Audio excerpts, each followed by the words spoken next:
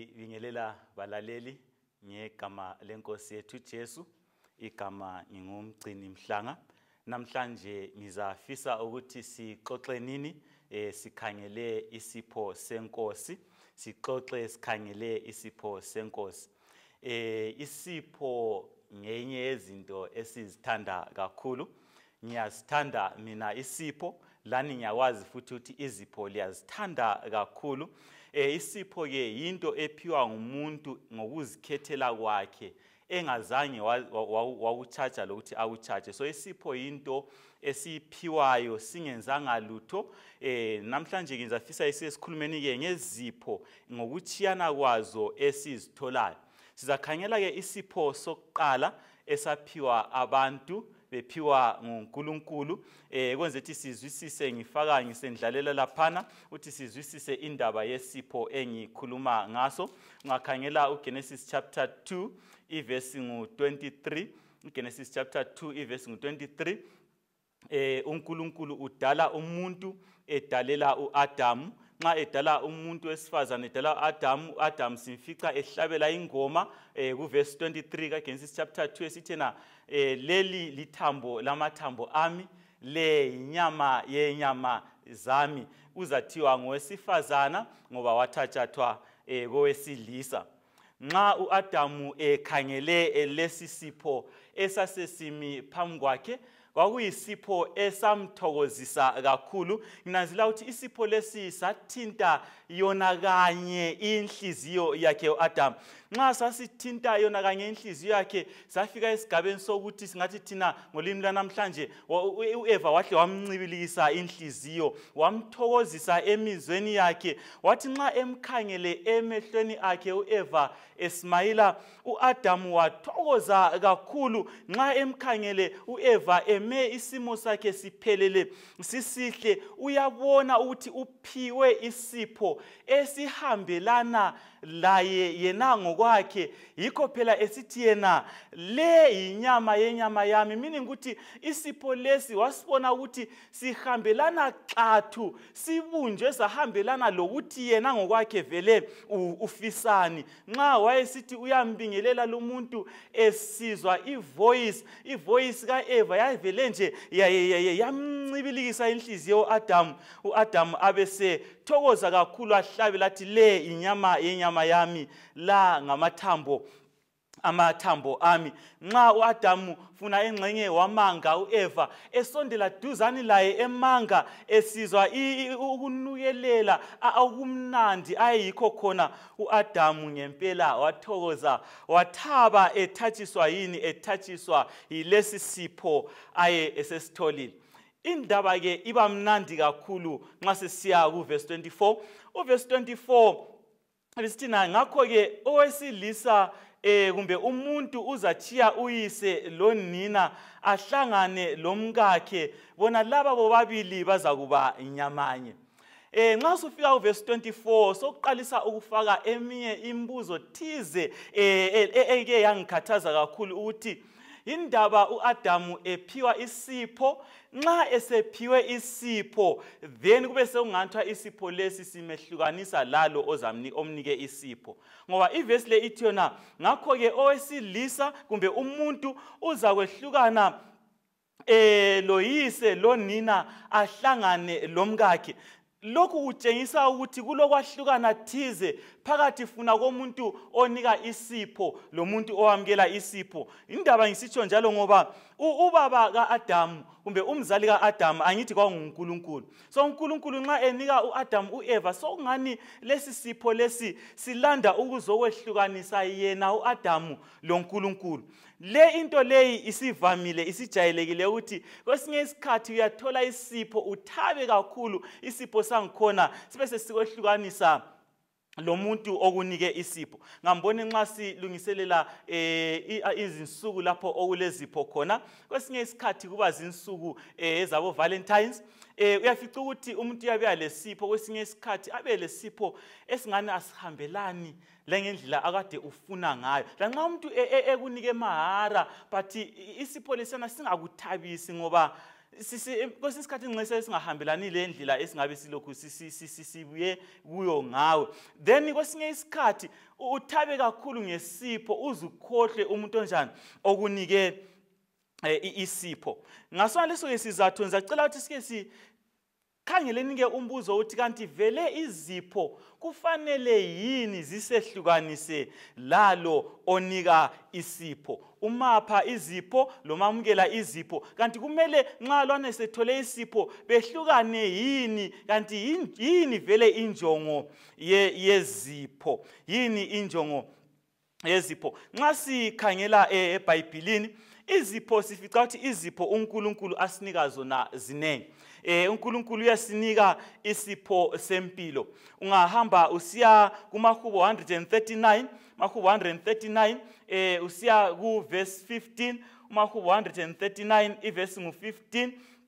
Nxa ekhuluma ngendlela umuntu adalwa ngayo, ukubhala umlobi kaMahubo uDavida athi yena umuntu wadalwa ngendlela emangalisayo, umuntu wasephiwa impilo injengesipho. Nxa sibela kuGenesis chapter 2 lapha uNkulunkulu ephefumulela umoya wakhe emuntwini, impilo yasisiba isipho. So impilo esiphilayo isipho esivela kuNkulunkulu. Okunye okuyizipho ezivela kuNkulunkulu izimanga. Yes, uNkulunkulu nxa esebona ukuthi impilo kayisaphileki ifuna ngendlela ebesingafisa ukuthi thina siphile ngayo, uNkulunkulu uyasenzela izimanga uthi yona le impilo asinike yona eqaliseni iphileke ngcono. So ke izimanga lezi asinika zona uNkulunkulu usinika siyizipho okumele zisincedise empilweni. So izimanga ngezinye zezipho. Ezinye zezipho uNkulunkulu asinika zona izipho esizithola lapho impilo iqalisa ekuzalweni kwethu. First Peter chapter 4 iverse ngu10 ukhuluma ngezipho uNkulunkulu asinike zona funa sizalwa emizimbeni yethu, izipho ezinjengama talents. Ukuthi ngenelise ukuhlabela kamnandi ngithokozise abantu, ngenelise ukukhuluma kamnandi, ngenelise ukuthi ngisebenze ngendlela ebukeka kamnandi. Izipho esilazo ama talents izipho esizinikwa zivela kuNkulunkulu. Okunye esikunikwa kuvela kuNkulunkulu sizabala abase Efesu 2, Ephesians chapter 2 iverse ngu8. Ephesians chapter 2 iverse ngu8 usitshela ngezipho esingesipho esikhulu esivela kuNkulunkulu. Lesi sipho esikhulu esivela kuNkulunkulu kuyikusindiswa ukusindiswa ngomusa. Nxa ebhala uthi yena ngomusa sisindisiwe ngokukholwa, kungayisikho kwenza kwethu kodwa kuyisipho sika Kristu Jesu. So ukusindiswa ngesinye sezipho esifica uNkulunkulu esinika zona njengabantu nxa siqalisa impilo. Esinye isipho esisitholayo ngoba nxa sesiphila phela impilo siba lamaphutha thize amanengi esiwenzayo. Kwesinye isikhathi lamaphutha ayaphambanisa ubudlelwano bethu labantu, amaphutha lawa ayaphambanisa ubudlelwano bethu loNkulunkulu, ayaphambanisa ubudlelwano bethu labazali labomakhelwane. So ke lamaphutha adinga ukuthi kube lendlela alungisiswa ngayo, le indlela okungumusa kaNkulunkulu, igrace ngesikhiwa. Umusa ke kaNkulunkulu nxa ebhala ngawo ubhala ngawo uPaul wabase Efesu 4 iverse ngu7 kuyisipho esivela kuNkulunkulu. Uthina kithi sonke siphiwe umusa. Ngakho ke umusa ukuthi ngingaphambanisa ngifike nguxolise bese ungixolela, wona lona umusa uyisipho esivela kuNkulunkulu kwenza ukuthi impilo yethu iphileke ngcono. Esinye isipho esithola sivela kuNkulunkulu kwabase Roma 6 iverse ngu23, kwabase Roma 6 iverse ngu23. Esinye isipho esisithola ke sivela kuNkulunkulu kuyisipho sempilo lapho sesonile, isipho sempilo lapho sesonile. Ithena ke inkokhelo yokona iyikufa, inkokhelo yona iyikufa, kodwa isipho sikaNkulunkulu siyimpilo engunaphakade esiphiwa nguJesu Kristu. Ngakho nxa sesonile laphana kahle kahle thina vele kumele sife, angithi? So nxa kumele sife, uNkulunkulu abe sesinika isipho sempilo engunaphakade. So impilo engunaphakade ngezinye zezipho esiziphiwa nguNkulunkulu lapho sesonile, ekwenza ukuthi sithole impilo enhle. So impilo ke ngezinye zezipho esiziphiwa nguNkulunkulu. Ikanti ke nxa uJakobe esebhala kuJames chapter 1 iverse 7, nxa uJakobe ebhala James chapter 1 verse 7, uthena yonke into enhle iyisipho esivela kuNkulunkulu. Nxa uvuka ekseni ukhangela isithandwa sakho owazikhethela wena sona, usibona sisihle, yena lwana umuntu ohleli laye isipho esivela kuNkulunkulu. Nxa uzokhangela umntanakho umbona emuhle, thokozisa inhliziyo yakho, uyisipho esivela kuNkulunkulu. Nxa ukhangele imota yakho, ukhangele umuzi wakho, ukhangele indlu yakho, kumbe ukhangeleni okubona kuyinto enhle, uJakobe ethena yonke into enhle iyisipho esivela kuNkulunkulu. uNkulunkulu ke uyasithanda, uyasinika lezi izipho ukwenzela ukuthi kuphileke ngcono emhlabeni. Okunye esikuthola kuyisipho esimangalisayo kunguJesu Kristu. Lokhu sikuthola kuJohn chapter 4 iverse kungu-10. John chapter 4 iverse ngu-10 uyasitshela ukuthi uJesu Kristu laye uyisipho esivela kuNkulunkulu. Nxa uJesu ekhuluma lo mama waseSamaria, ekhuluma laye besemthonjeni, khonaphana uJesu uthi yena, ngani uyazi okhuluma lawe, ngani uyazi ukuthi yena lokhuluma lawe yisipho esivela kuNkulunkulu, yisipho esivela ezulwini. Uthi yena, uJesu wamphendula wathi, ngani uyazi isipho sikaNkulunkulu, uthi yenalo othi nginika amanzi nginathe nguye amanzi okuphila. So uJesu uthi yena, lami nginje ngiyisipho esivela kubani? Esivela kuNkulunkulu. So sesithole izipho eziningi, izinto ezibambekayo, into esikwanisa ukuzibamba, esikwanisa ukusingazidla, esingeke sizibambe, into ezinjengothando. Ithando phela laso yisipho futhi uNkulunkulu anjani asinika sona. Ezinye zezinto uNkulunkulu asinika zona nxa sesingena ezinkonzweni, izipho zokuthi funa wenelise ukuthi uchumayele kuhle, wenelise ukuhlabela kuhle, wenelise ukuthi ukhokhelele abantu kuhle, okuthiwa ngama spiritual gifts, izipho zakomoya. Lezana lazo futhi yizipho uNkulunkulu asinika zona. Ikanti kwabase Efesu 3 verse 7 ikhuluma ngenotho njengesipho esivela kuNkulunkulu, ukuthi inotho yisipho esimangalisa kakhulu esivela kuNkulunkulu. Nxa uhleli ulokhe uqoqa inotho, isiba nengi, yazi lokhu ukuthi yona leyo notho oyiqoqayo layo iyisipho esivela kuNkulunkulu. Ikanti ke uMakhubo 127 verse 3 uthena abantwana labo futhi bayisibusiso esivela kuNkulunkulu. So nxa esengiqambile konke uzakutshengisa ukuthi ungaphuma phandle uthalaze ngapha, uthalaze ngapha, uthalaze phezulu, uthalaze phansi, sisixaqelezelwe nje yizipho yonke indawo, sikombolozelwe izipho yonke indawo, akula ndawo ongahamba khona kungela sipho.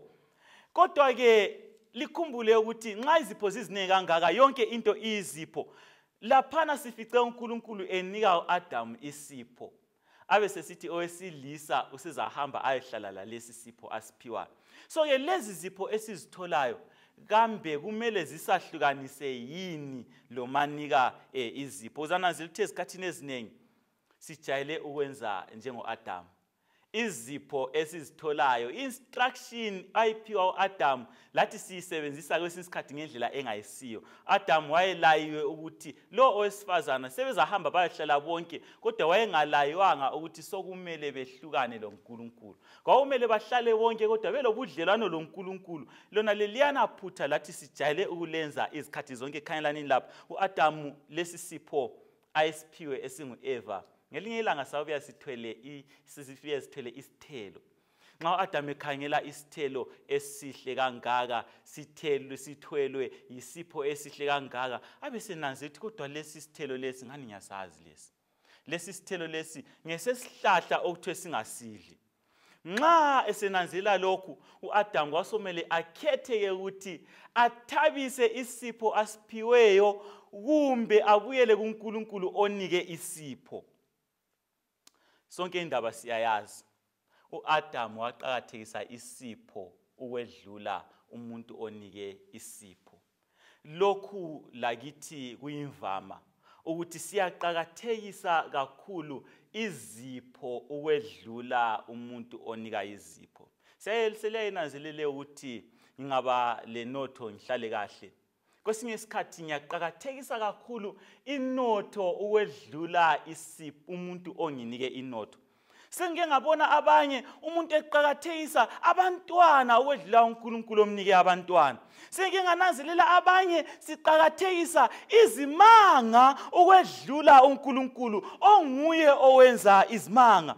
Abanye sengike ngabona nje lasezinkonzweni siqakathekisa izipho zakomoya, ufice umuntu esegijima ngokuhlabelela esefaka uhlabelela kuqala ukwedlula uNkulunkulu. Lokhu bazalana balalela abathandekayo, kakumelanga kube njalo. Kakumelanga sifake isipho phambi komuntu onike isipho. Ngangikhangele kwesinye isikhathi nxa umuntu sephiwe into enhle, ufice umuntu uthole intombi enhle ekhonza. Nxa esetholele intombi umbone sengasakhonzi. Omunye athole ijaha elihle ekhonza, nxa esetholele lijaha kasakhonzi. Omunye athole imota ekhonza, umfice sengasakhonzi. Omunye athole lokhuyana lolokhuyana ekhonza, noma yikupho kuhle umfice sengasakhonzi. Ngicela ukuthi sinanzelele lokhu ukuthi uJesu uyakhuza ukuthi kakumelanga siqakathekise izipho ukwedlula umuntu onika izipho. Nxa ubala Matthew chapter 10 verse 37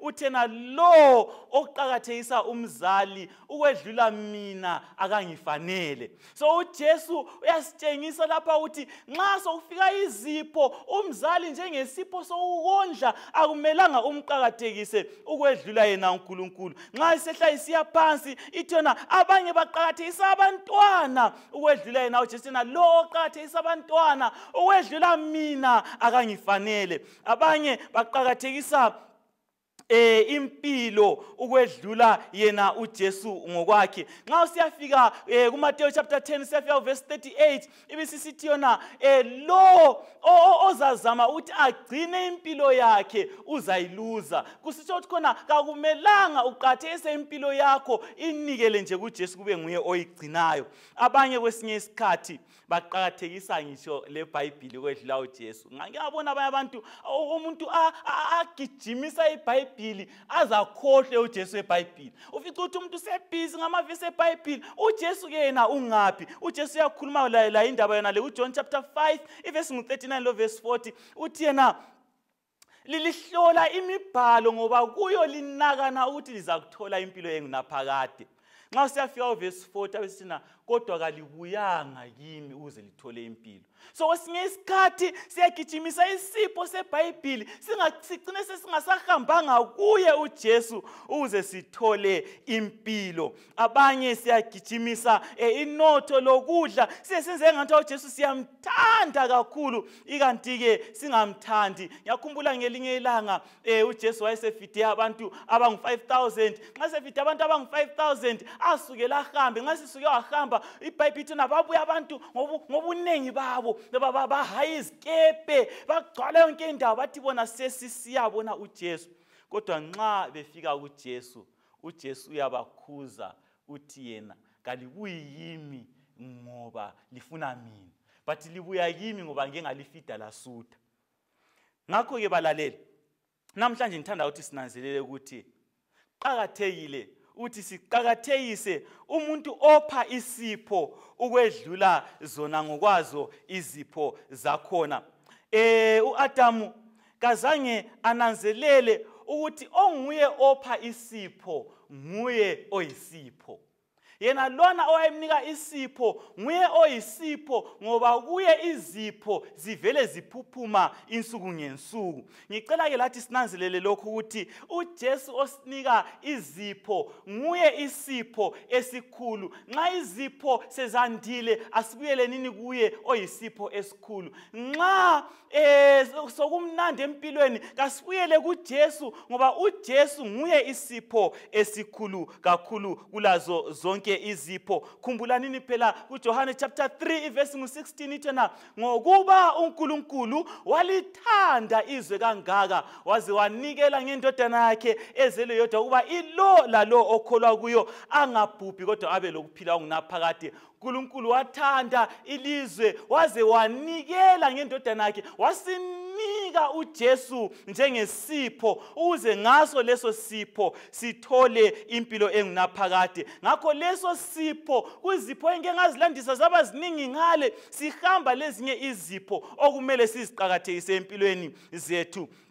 kakhulu izipho ezifanana lokusindiswa. uJesu njengesipho ufuna siqhakathekise kakhulu isipho sokusindiswa uwedlula ezinye izipho esingabe siziqambile ngale. Ufuna siqhakathekise isipho sempilo engunaphakade ngani ngoba yena ngokwakhe vele waze walanda ukuthi asinike impilo engunaphakade. Ungakhangela indaba yokuthi uJesu njengesipho. uJesu ebuya njengesipho uMateyu chapter 1 verse 21 uthi yena ingilosi ikhuluma noJosefa uthina uzamutha ibizo kukhuluma ngoJesu lapha uthi uzamutha ibizo umuthi nguJesu ngoba uza kusindisa abantu ezonweni zabo. So uJesu njengesipho uyisipho okumele sisindise ezonweni zethu. Esisindisa ezonweni zethu engaphi? Ehlala empilweni yethu ngoba nxa usiyafika ku verse 23 kaMateyu chapter 1 uthena ngoba uza kuthiwa futhi nguEmmanuel uNkulunkulu ehlala lathi. Ngakho ke asisibambeni ke lesi sipho sika Jesu esinguJesu sisamukele sisigcine lesi sipho ngoba lesi sipho esinguJesu kuyiso isipho othi ungasithola lezi zonke ezinye izipho zikuphathise kakhulu empilweni yakho. Ngani uAdamu wathi isipho esinguEva sesimphathela isihlahla wabuyela kuNkulunkulu wathi hayi lesi sipho onike sona senza into engazwisisiyo emhlaba nganthiwa kwesinye isigaba esichiyeneyo. Ngakho ngiyakhuthaza ukuthi asibuyeleni kuJesu, asibuyeleni kuye njengesipho, isipho lesesinguJesu sibe sesisenza izimanga empilweni zethu. Siyaxoxwa ke istory ngelinye ibhiza okwakuthiwa nguClever Hans. uClever Hans njenge ibhiza leliyana libhiza elilodumo kakhulu ngokuthi bathi bona lalikwanisa ukusolve imaths ngendlela emangalisayo. Wasingalinika umbuzo wemaths livele nje lichaye likwatule libeke ngale eceleni. Leli bhiza leli laqasa ukuphiwa isamu ngokujula kwazo. Baqalisa ngazo ngalezi ezilula o1 + 1 ibhiza lichaye unyawo phansi lichaye unyawo phansi kuthi nasiyani answer. Kubuye multiplication ibhiza lishaye kubuye answer. Kwaba njalo ibhiza lana laqasa ukuphiwa khathesi okujulileyo isamu ezijulileyo ibhiza lana laqasa ukusolve isamu. Abanye bathi no mani ibhiza leli kulokunye kuhamba njani kanti abanye kuthiwa khona abasebenzi befika balinyenyezela ibhiza lana bebuza umbuzo wesamu ibhiza lana lichaye answer. Wonke umuntu wakholwa ukuthi leli bhiza leli kaliyenzi ngemaths. Wonke umuntu wathaba ukuthi ibhiza sesilebhiza othi singalinika noma yiwuphi umbuzo wemaths liyasolve. Kanti komunye ke ubaba wasesala ukukholwa le into le. Wasechitha isikhathi eside estada leliyana ibhiza. Uthe sesitadile ke leli bhiza uthiwa nguClever Hans nanzelela ukuthi leli bhiza leli lalingasolve imaths, lalingaphenduli impendulo, kodwa lalistada abantu abathole impendulo libe selibanika impendulo. Kusho ukuthi wawusithi ungabuza uthi na 1 + 1 lalikustada ukuthi uzawenza njani. Nxa liqalisa ukuchaya unyawo phansi likustade ukuthi uzawenza njani, then libe selikunika impendulo. Balalela abathandekayo, izipho zinjengebhiza leli. ziyasinika impendulo zempilo.